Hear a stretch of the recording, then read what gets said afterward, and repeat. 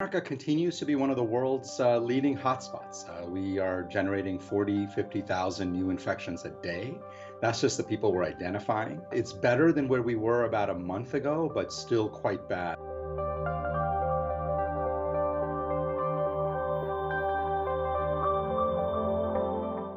And the FDA chief said yesterday that the agency may bypass the approval process to get a COVID-19 vaccine approved before phase 3 of trials end. Are you concerned by that? So I'm concerned about the politicization of the FDA. The FDA has some of the world's best scientists, but we've seen now several instances where political pressure has really pushed the FDA to do things that are not scientifically warranted, like hydroxychloroquine approval, and then the way that the plasma was approved recently.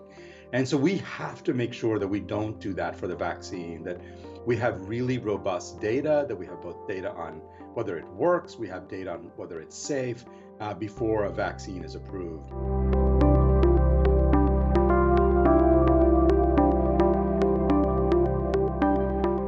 Under my leadership, we'll produce a vaccine in record time. This could have taken 2 or 3 years, and instead it's going to be done in a very short period of time. Could even have it during the month of October.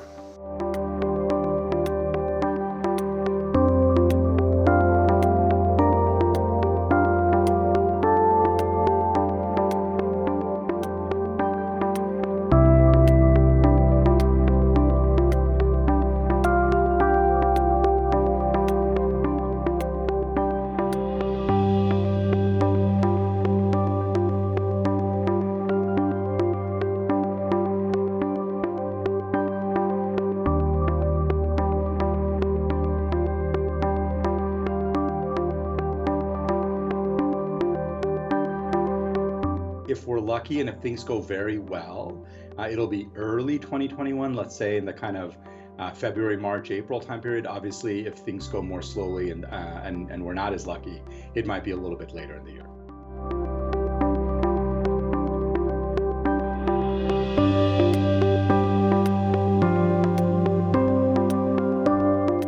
Gathering in small groups of, let's say, 5 to 10 people, maintaining a certain amount of social distancing, wearing a mask where you can, that's pretty reasonable and is reasonably safer. Once you get to groups bigger than 5 or 10, and certainly if you start going indoors and spending large amounts of time indoors, that's when it starts becoming really dangerous.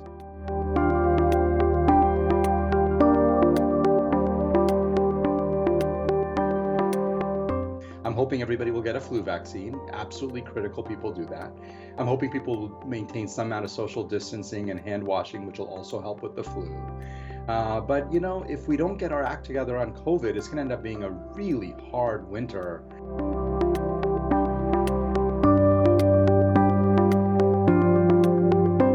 You're going to probably be standing outside, so bundle up, bring a blanket, bring a warm jacket. And then the spaces themselves, we got to make sure everybody's wearing a mask.